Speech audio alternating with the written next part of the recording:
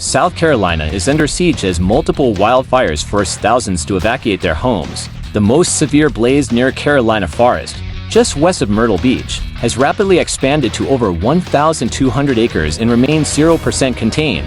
Emergency evacuations are underway as firefighters battle the relentless flames. Governor Henry McMaster has declared a state of emergency and issued a statewide burn ban, emphasizing the critical need for public cooperation. Dry, windy weather continues to fuel these dangerous fires, making containment efforts increasingly difficult. Our thoughts are with those affected and the brave first responders on the front lines. Stay tuned for updates, and please adhere to all safety advisories.